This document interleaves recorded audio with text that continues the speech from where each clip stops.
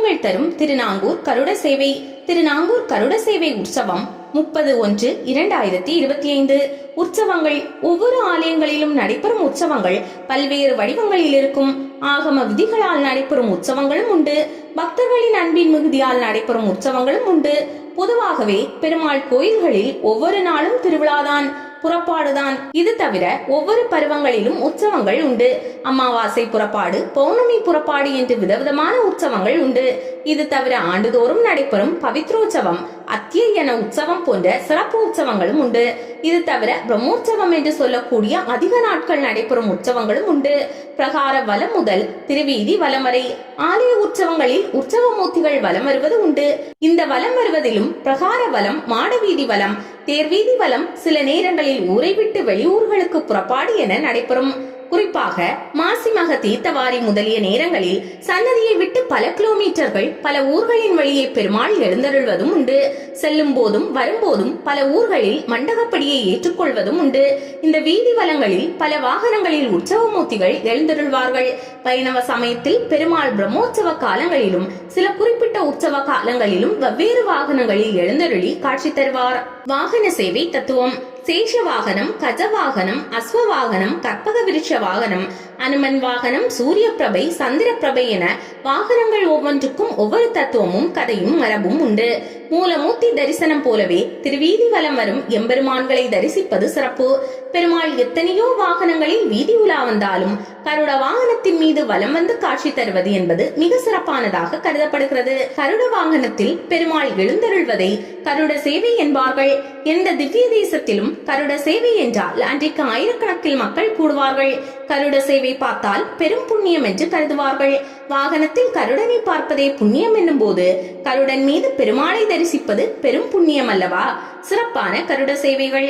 ஒவ்வொரு ஆலயங்களிலும் கருட சேவை உற்சவம் சிறப்பானதாக இருந்தாலும் சில குறிப்பிட்ட திருத்தலங்களில் கருட சேவை உற்சவம் ஆயிரக்கணக்கான பக்தர்களை பக்தியில் ஈர்க்கக்கூடிய உற்சவமாக இருக்கும்.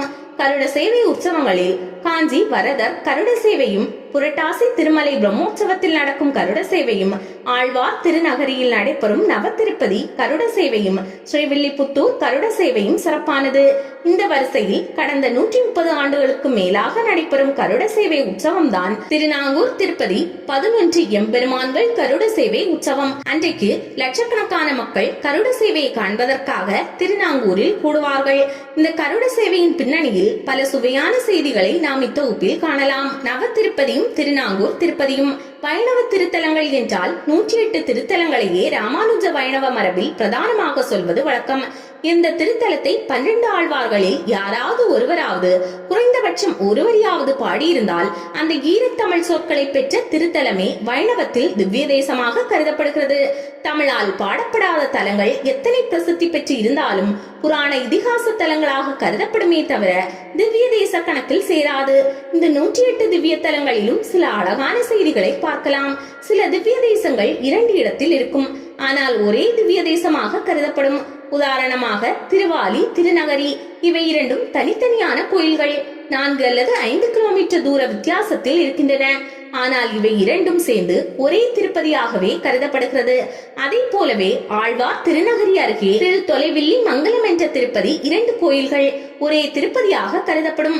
சில இடங்களில் அருகாமையில் உள்ள கோயில்கள் அனைத்தும் சேர்ந்து ஒரு தொகுப்பாக கருதுவார்கள். திருநெல்வேலியில் ஆழ்வார் திருநகரியை சுற்றி இருக்கக்கூடிய 9 திருத்தலங்களை ஒன்றாக சேர்த்து நவ திருப்பதி என்று அழைப்பார்கள். அதே போலவே சீர்காழியில் திருநாங்கூர் என்கிற பகுதியை சுற்றி இருக்கக்கூடிய 11 திவ்ய தேசங்களை இணைத்து திருநாங்கூர் திருப்பதி என்பார்கள். இந்த 11 தலங்களையும் இணைத்த கருட சேவைதான் திருநாங்கூர் கருட சேவை. திருநாங்கூர் திருப்பதிகள் என்னென்ன? திருநாங்கூருக்குள்ளேயே இருக்கும் கோவில்கள்: திருக்காவளம்பாடி, திரு அரிமேய விண்ணகரம், திருவண் புருட்டோத்தமம், திரு செம்பன் செய்கோயில், திரு மணிமாட கோவில், திரு வைகுந்த விண்ணகரம். திருநாங்கூருக்கு வெளியே இருக்கும் கோயில்கள்: திரு தேவனா தொகை, திரு தெற்றியம்பலம், திரு மணிக்கூடம், திரு வெள்ளக்குளம், திரு பார்த்தன்பள்ளி. அன்பின் அடிப்படையில் அமைந்த உற்சவம் திருநாங்கூர் 11 எம்பெருமான் கருட சேவை உற்சவம் கடந்த 131 ஆண்டுகளாக நடைபெற்று வருகின்றது. இந்த ஆண்டு 131வது ஆண்டு. நாம் ஏற்கனவே சொன்னது போல பிரம்மோற்சவத்தில் நடைபெறுகின்ற கருட சேவை ஆகம விதிகளின் பிரகாரம் நடைபெறுகின்ற கருட சேவை எந்தெந்த நாளில் என்னென்ன வாகனத்தில் பெருமாள் வீதி வலம் வர வேண்டும் என்றெல்லாம் ஆகமங்களில் சொல்லப்பட்டிருக்கின்றது. அந்த ஆகமங்களின் அடிப்படையில் கருட சேவை உற்சவம் நடைபெறும். ஆனால் திருநாங்கூர் கருட சேவை பக்தர்களின் அன்பின் அடிப்படையில், பக்தியின் அடிப்படையில், திருமங்கை ஆழ்வாரின் பாசுரங்களின் அடிப்படையில் நடைபெறுகின்ற அற்புதமான உற்சவம். 3 பகுதிகளை கொண்ட உற்சவம். ஒவ்வொரு ஆண்டும் தை அமாவாசை அன்று திருமங்கை ஆழ்வார் திருநகரி ஆஸ்தானத்தை விட்டு புறப்பட்டு மஞ்சள் குழி உற்சவம் கண்ட பின் திருநாங்கூர் மணிமாட கோயிலுக்கு எழுந்தருள்வார். அமாவாசைக்கு மறுநாள் திருநாங்கூர் 11 எம்பெருமான்களின் மங்களாசாசனம். அதைத் தொடர்ந்து அன்றைய தினம் இரவு பிரம்மாண்டமான கருட சேவை உற்சவம் நடைபெறும். இந்த உற்சவம் 3 பகுதிகளை கொண்டது. முதல் நாள் திருமங்கை ஆழ்வார் சில திருத்தலங்களை சென்று பாடி மதியம் மஞ்சள் குழி உற்சவம் கண்டருள்வார். இது முதல் பகுதி. 2வது பகுதி திருநாங்கூர் மணிமாட கோயிலில் 11 திருநாங்கூர் திவ்ய தேச பெருமாள்களுக்கும் ஒரே இடத்திலும் மங்களாசாசனம் நடைபெறும். 3வது பகுதியாக அன்று இரவு சுமார் 11 மணி அளவில் 11 எம்பெருமானுக்கும் ஒரே இடத்தில் கருட சேவை நடைபெறும். அதற்கு அடுத்த நாள் இன்னும் சில திவ்ய தேசங்களை திருமங்கை ஆழ்வார் மங்களாசாசனம் செய்துவிட்டு தன்னுடைய ஆஸ்தானத்திற்கு எழுந்தருளி அங்கே வயலாளி மணவாளனை மங்களாசாசனம் செய்வார். இந்த உற்சவம் இப்பொழுது அகில இந்திய பிரசித்தி பெற்ற உற்சவமாக நடைபெற்று வருகிறது. முதல் நாள் புதன் 29/1/2025.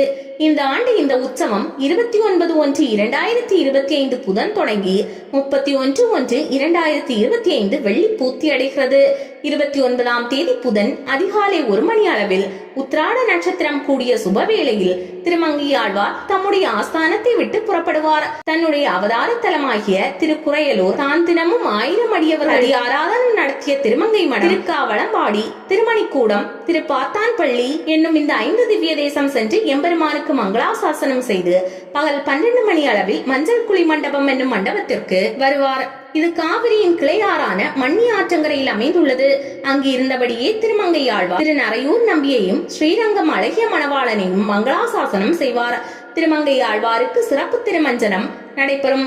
2ஆம் நாள் வியாழன் 30/1/2025 புதன் மாலை 6 மணிக்கு ஆரம்பித்து திருநாங்கூரில் இருக்கக்கூடிய மணிமாட கோவில், திருவன்புருட்டோத்தமம், திரு வைகுண்ட விண்ணகரம், செம்பொன்சை கோயில், திரு தெற்றியம்பலம், திரு அரிமேய விண்ணகரம் என்னும் 6 தலங்களுக்கு எழுந்தருளி அங்குள்ள பெருமாள்களை தமிழால் பாடி இரவு மணிமாட கோயிலில் எழுந்தருள அங்கே காலை 4:30 மணிக்கு அர்த்தஜாம பூஜை நடைபெறும்.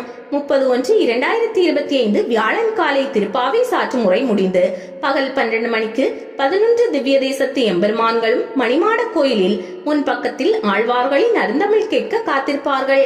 11 திவ்ய தேசத்து மூர்த்திகளையும் ஒரே இடத்தில் தரிசனம் செய்யும் வாய்ப்பு வேறு நாளில் கிடைக்காது. திருமங்கை ஆழ்வார் முத்துடைத்தாம பந்தலுக்கு எழுந்தருள்வார். எப்படி நடக்கும் தெரியுமா? பிற்பகல் 2 மணிக்கு மங்களாசாசனம் நிகழ்ச்சி தொடங்கும். ஒவ்வொரு திவ்ய தேசத்து எம்பெருமான்களும் ஆழ்வாருக்கு எதிரே வந்து நிற்பார்கள். ஆழ்வார் பெருமாளை கைகூப்பியபடி வலம் வருவார். அந்த பெருமாளுக்குரிய பாசுரங்கள் பாடப்படும். மங்களாசாசனம் முடிந்தவுடன் ஆரத்தி எடுக்கப்படும். பெருமாள் ஆழ்வாருக்கு தனது மாலை, பரிவட்டம், சடாரி மரியாதைகள் வழங்குவார். பின் அந்த பெருமாள் மேலதாளத்தோடு மண்டபத்திற்குள் சென்று விடுவார். உடனே அடுத்த பெருமாள் வந்து நிற்பார். திருமங்கை ஆழ்வாரின் பாசுரங்கள் பாடப்படும். பெருமாள் அவருக்கு மாலை, பரிவட்டம், மரியாதைகள் செய்து சடாரி வழங்குவார். இப்படி 11 பெருமான்களும் ஒவ்வொருவராக வந்து ஆழ்வாரின் அருந்தமிழ் கேட்டு தங்களது தீர்த்த பரிவட்டங்களை ஆழ்வாருக்கு பகுமானமாக அளித்து மணிமாட கோயிலில் அவரவர்களுக்கு அமைக்கப்பட்ட பகுதிகளுக்கு சேர்வார்கள். ஒரே இடத்தில் திருமஞ்சனம். மங்களாசாசனம் முடிந்தவுடன் திருமங்கை ஆழ்வாரும் உள்ளே செல்வார். மாலை 11 திவ்ய தேசத்து எம்பெருமான்களுக்கும் திருமங்கை ஆழ்வாருக்கும் ஏக கால திருமஞ்சனம் நடைபெறும். பிறகு பெருமான்களை கருட வாகனத்தின் மீது வைத்து அலங்காரம் நடைபெறும். ஒவ்வொரு பெருமாளும் ஒவ்வொரு விதமாக இருப்பார். மாலைகள், ஆபரண, பீதாம்பர அலங்காரங்கள் வித்தியாசமாக இருக்கும். அத்தனை எம்பெருமான்களும் கருட வாகனத்தின் மீது ஒரே இடத்தில் காட்சி தருவது கண்கொள்ளா காட்சியாக இருக்கும். பல்லாயிரக்கணக்கான மக்கள் ஒவ்வொரு பெருமாளாக தரிசனம் செய்து கொண்டு வருவார். இது கிட்டத்தட்ட இரவு 11 மணி வரைக்கும் நடைபெறும். வீதி கொள்ளாத வரிசையில் வியப்பான கருட சேவை. திருநாங்கூர் திருவிழா கோலாகலமாக இருக்கும். அத்தனை வீதிகளில் ஜனத்திரள் அலைகளாக இருக்கும். வாகனங்கள் எல்லாம் 2 கிலோமீட்டருக்கு முன்னாலேயே நிறுத்தப்பட்டிருக்கும். திருநாங்கூரில் உள்ளே வருவதும் வெளியில் செல்வதும் கூட கொஞ்சம் கடினமான விஷயமாக இருக்கும். எல்லா இடங்களிலும் பிரசாத விநியோகம் நடந்து கொண்டிருக்கும். சொற்பொழிவுகள் நடந்து கொண்டிருக்கும். கலை நிகழ்ச்சிகள் நடந்து கொண்டிருக்கும். இரவு 11 மணிக்கு ஸ்ரீ மணவாள மாமுனிகள் முதலில் புறப்பட, தொடர்ந்து அன்னவாகனத்தில் திருமங்கை ஆழ்வார் குமுதவல்லி நாச்சியாரோடு புறப்பட, அடுத்தடுத்து மணிமாட கோயிலில் இருந்து 11 திவ்ய தேசத்து எம்பெருமான்களும் ஒருவர் பின் ஒருவராக திருவீதிக்கு எழுந்தருளி அற்புத காட்சியை தருவார்கள். இந்த காட்சியானது பரமபதத்தில் கூட காண முடியாத காட்சி. நள்ளிரவில் பகல் போல் வர்ண விளக்குகள் ஜாலம் செய்ய, வாத்திய இசை முழங்க, வான வேடிக்கைகளும் மத்தாப்புகளும் வர்ணஜாலம் நிகழ்த்த கருட சேவை நிகழ்ச்சி தொடங்கும். விடிய விடிய நடக்கும். விடியல் காலை 5 மணிக்கு நிறைவு பெறும். மூன்றாம் நாள் 31/1/2025. அதற்கு அடுத்த நாள் வெள்ளிக்காலை 5 மணிக்கு திருவந்திக்காப்பு நடந்து அர்த்தஜாமம் நடைபெறும். காலை 9 மணிக்கு காலசந்தி முடிந்து திருமஞ்சனமாகி திருப்பாவை சாற்றுமுறை முடிந்து மணிமாட கோயிலில் இருந்து 1 மணிக்கு மேல் திருநகரிக்கு ஆழ்வார் புறப்படுவார். திருவெள்ளக்குளம், திரு தேவனாத்தொகை, திருவாலி ஆகிய திவ்ய தேசங்களுக்கு எழுந்தருளி மங்களாசாசனம் செய்வார். திருவெள்ளக்குளம் திருமங்கை ஆழ்வாருக்கு திருவெள்ளக்குளம் திவ்ய தேசம் மீது தனி ஈடுபாடு. அவரை ஆழ்வாராக மாற்றிய குமுதவல்லி நாச்சியார் அவதரித்த தலம் அல்லவா. அண்ணன் கோயில் என்ற பிரசித்தி பெற்ற கோயில். தென் திருப்பதி என்று கூறுவார்கள். திருமலைக்கு செய்ய வேண்டிய பிரார்த்தனையை சிலர் இங்கேயே செலுத்துகின்றார்கள்.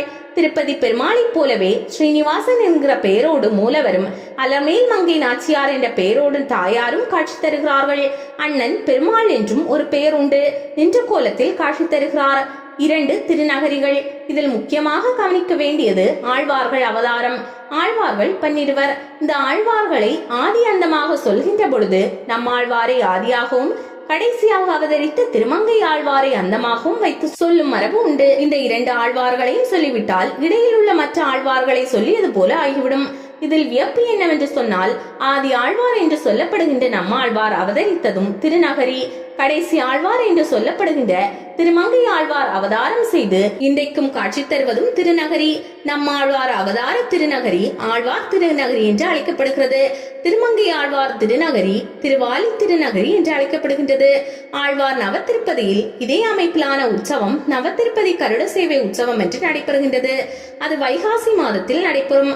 அந்த நவத்திருப்பதி கருட சேவையின் அமைப்பை பார்த்து 131 ஆண்டுகளுக்கு முன்னால் ஏற்படுத்தப்பட்ட உற்சவம் தான் திருநாங்கூர் 11 கருட சேவை உற்சவம். அரங்கனிடம் கேட்டவரம். திருநாங்கூர் கருட சேவை உற்சவம் உலக பிரசித்தி பெற்ற உற்சவமாக திகழ்கிறது. இதனுடைய ஆரம்ப கால உற்சவம் கருட சேவை உற்சவம் அல்ல. இந்த உற்சவத்திற்கு பூர்வாங்க உற்சவம் திருமங்கை ஆழ்வாருக்கு நடைபெறும் மஞ்சள் குழி உற்சவம். மஞ்சள் குழி உற்சவத்தின் பின்னணியை பார்ப்போம். திருமங்கை ஆழ்வார் கடைசி ஆழ்வார். அவர் பற்பல திவ்ய தேசங்களுக்கு சென்று பெருமாளை பாடி பரவியதோடு பல திருத்தலங்களில் தொண்டுகளையும் செய்திருக்கிறார். அவர் அதிகமாக தொண்டு செய்த இடம் திருவரங்கம். திருவரங்கத்தில் தசாவதார சன்னதியில் இருந்து கொண்டு திருப்பணிகள் செய்து வந்த காலம். ஒரு கார்த்திகை மாதம் திரு கார்த்திகை தினத்தன்று தமது 6வது பிரபந்தமான திருநெடுந்தாண்டகத்தை தேவகானத்தில் அபிநயத்தோடு பாடினார்.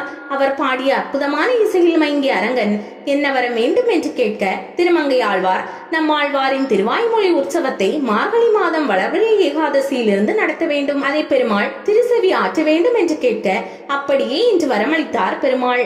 அரங்கன் தந்த உற்சவம். ஆழ்வார் திருநகரியிலிருந்து நம்மாழ்வார் விக்கிரகத்தை எழுந்தருள பண்ணி கொண்டு வந்தார் திருமங்கை ஆழ்வார்.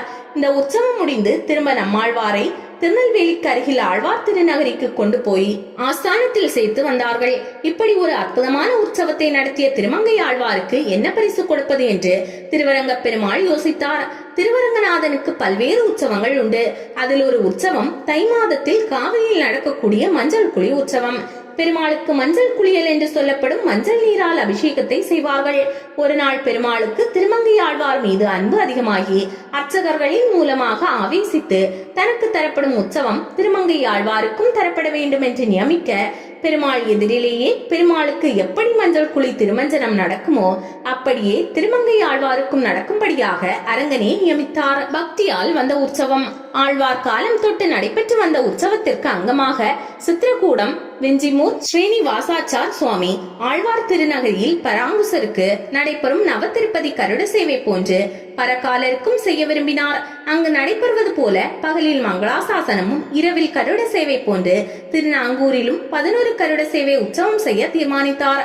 ஸ்ரீமான் கொப்பியம், திரு நாராயண பிள்ளை, எடமணலைய ராகவலு நாயுடு, வில்லியனூர் வைத்தியநாத ஐயர் போன்ற மகான்களின் முயற்சியாலும் உறுதுணையோடும் 1894 ஆண்டு விஜய வருடம் தை அமாவாசை என்று ஆரம்பிக்கப்பட்டது. மஞ்சள் குழி உற்சவம் 29/1/2025 புதன்கிழமை பகல் 1 மணிக்கு ஆழ்வாருக்கு மஞ்சள் குழி திருமஞ்சனம் நடைபெறும். பக்தர்கள் அனைவரும் பக்தி பரவசத்துடன் இடுப்பளவு நீரில் ஆழ்வாரின் பெரிய திருமொழியில் இருந்து ஆழ்வாரஞ்ச சம்ஸ்காரம் செய்த ஆச்சாரியரான திரு நரையூர் நம்பியையும் திருவரங்கத்து அழகிய மணவாளனையும் மங்களாசாசனம் செய்கின்றார். அந்த தலங்களுக்கு ஆழ்வார் பாடிய பாசுரங்களை சேவிப்பார்கள். திருவரங்கம் நாச்சியார் கோயில் திவ்ய தேசங்களில் இருந்து கொண்டு வரப்பட்ட மாலை மற்றும் பீதாம்பரங்களினால் பரிவட்டம் கட்டப்பெற்று ஆழ்வாருக்கு மரியாதை செய்யப்படும். பின் மஞ்சள் குளியல் மண்டபத்தில் எழுந்தருளும் ஆழ்வாருக்கு சகஸ்ரதாரா மஞ்சள் குழி என்னும் திருமஞ்சனம் நடைபெறுகின்றது. சகஸ்ரதாரை தட்டில் ஆழ்வார் வழிபட்ட சிந்தனைக்கு இனியான் என்னும் பெருமாளின் திருமூர்த்திக்கு செய்யப்படும் மஞ்சள் நீர் முதலில் பெருமாளுக்கு திருமஞ்சனமாகி பின் ஆழ்வாருக்கும் திருமஞ்சனமாகும். அதற்கு பிறகு திருப்பாவை சாற்று முறையாகி தவி ஆராதனம் நடைபெறும். மஞ்சள் குழி மண்டபத்தில் மாலை 5 மணி வரை தரிசனம் செய்யலாம். திருநாங்கூர் திவ்ய தேச பெருமை. கருட சேவை உற்சவம் இத்தனை சிறப்பாக நடைபெறுகின்ற திருநாங்கூரின் பெருமை அளவிட முடியாது.